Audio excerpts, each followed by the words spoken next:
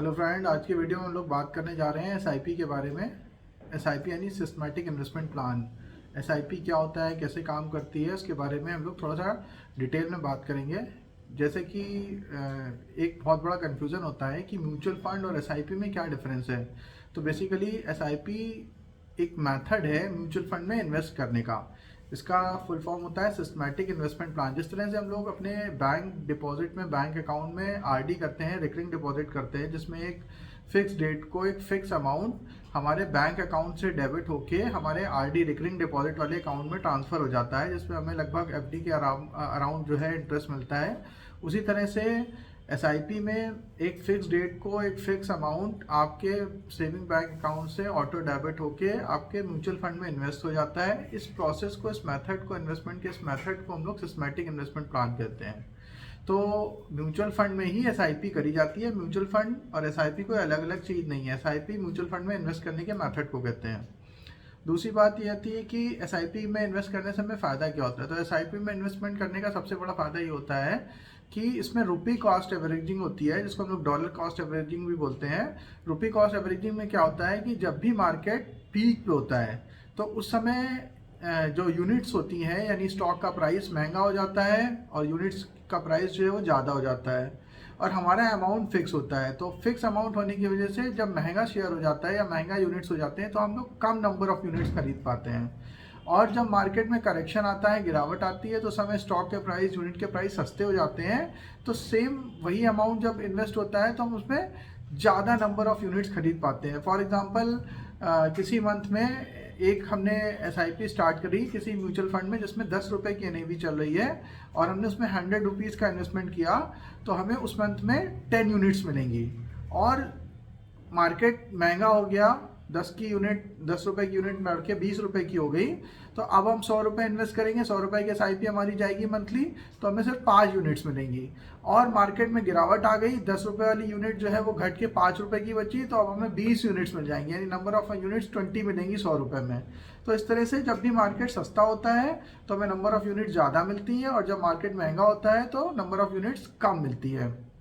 तो मार्केट जितना ज़्यादा वोलेटाइल होगा, यानी मार्केट में जितनी ज़्यादा घटबढ़ होगी, जितना ज़्यादा फ्लक्चुएशन होगा, उतना ही हमारे एसआईपी के रिटर्न ज़्यादा बनेंगे। यानी कि मार्केट में जितना ज़्यादा डीप करेक्शन आएगा और डीप करेक्शन में हमारी एसआईपी चलती रहेगी, कंटिन्यू रहेगी, हम घबरा के, मार्केट की गिरावट से घबरा के एसआईपी स्टॉप नहीं करेंगे, तो उस समय हमारा रिटर्न मैक्सिमाइज हो रहा होगा।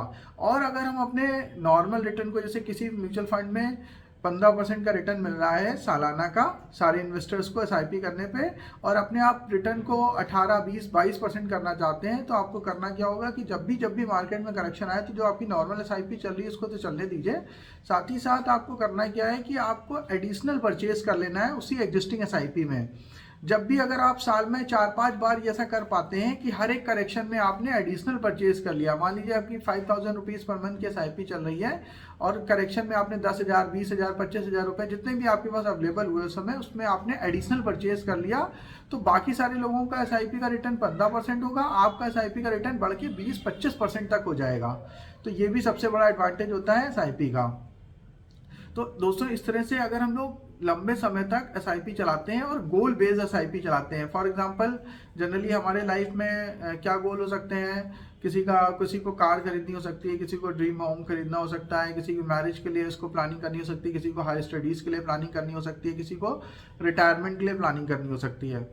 तो इन सब प्लान के हिसाब से हम अपने फाइनेंशियल कंसल्टेंट से सलाह करके कि कितना कॉर्पस चाहिए होगा हमें नेक्स्ट 5 ईयर बाद, अगर हमें कोई एक पर्टिकुलर गोल अचीव करना है। फॉर एग्जांपल अगर किसी की एज 30 ईयर्स की है और वो 55 की एज में रिटायर होना चाहता है, यानी अगले 25 साल में, और उसको 2 करोड़ रुपए का कॉर्पस चाहिए, तो आपका फाइनेंशियल कंसल्टेंट आपको बता देंगे कि आपको कितने रुपए की एसआईपी करनी चाहिए। अगर मार्केट में 15% का रिटर्न बन रहा है, तो अगर आप 20 साल या उसके ऊपर की कोई एसआईपी चलाते हैं, तो लगभग अगर आप 6,000 रुपये की एसआईपी चलाते हैं, 20-25 साल उसको चला लेते हैं, तो आपका 1 करोड़ रुपए का कॉर्पस आसानी से अचीव हो जाता है। एक इसमें 15x15x15 रूल भी काम करता है, यानी कि 15,000 रुपये की एसआईपी को अगर आप 15 साल चलाएं और 15% का रिटर्न आए, तो 1 करोड़ रुपए का कॉर्पस बन जाता है। और उसके बाद आप उस कॉर्पस को इन्वेस्टेड रहने दें अगले 5 साल और उसमें भी 15% का रिटर्न आए तो अपने आप आपका 1 करोड़ का 2 करोड़ हो जाएगा, यानी हर 5 साल में डबलिंग हो जाती है अगर 15% का रिटर्न बनता है मार्केट में।